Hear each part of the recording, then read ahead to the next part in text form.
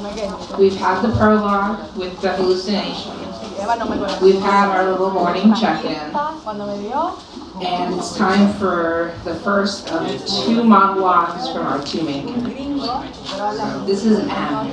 So I take it you did not get a pen? Oh, I will get one. Next time, remind me. It's a little cold in here. A level 71 degrees, they say at nurse's station. They tell me that I'm plenty warm. I guess I must be crazy. I put on a sweater. That kind of shame makes me think about church again. Or at least the one I used to go to. I had to be forgiven, you see. I had to be forgiven. So I'd get down on my knees and beg. And just like this sweater, it was comforting. I still love to pray on my knees. Just like a child. Make yourselves like the little children, Jesus said. I wanted that kind of innocence. That kind of purity. Especially when, deep down inside, I knew that I was stained. I'd given myself to Jesus, asked for redemption. But, I'm sorry. But there are things he won't forgive. I didn't understand that then.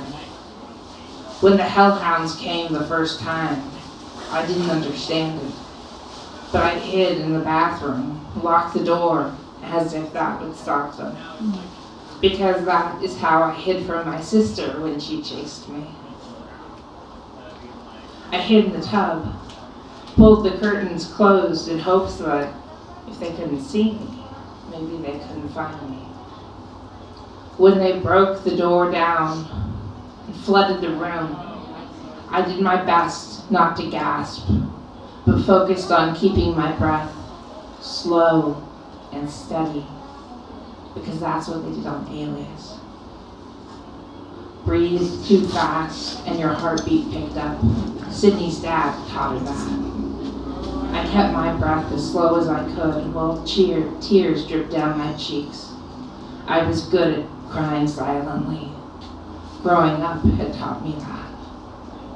And they didn't go for me right away, praise God. But I could hear their bodies milling around.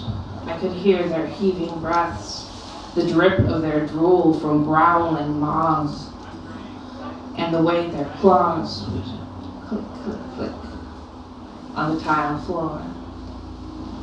I didn't understand it then. The reason why they'd come. Just knew that I was dirty, knew that I was from hell, and that they would come and take me home again. I didn't want to go.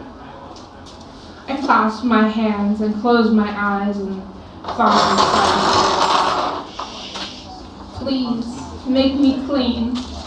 Please, don't send me away. They said at church that hell was knowing the absence of God, and that sounded worse than all the fiery damnation going on elsewhere. God was such an illuminating part of my life. So often those days, the only person keeping me hanging on, my only encouragement. To be without that meant one thing only: suicidal depression, hopelessness for eternity. Not another hint of beauty or love. It meant killing myself over and over, if that were possible, but always, always coming back. No escape. So with my hands woven together, tears raining down my cheeks, I breathed slowly, listening to the hellhounds on the other side of the white plastic curtain, and I thought my very hardest, tightening up my body. Please, don't send me away. And I meant it with my whole soul.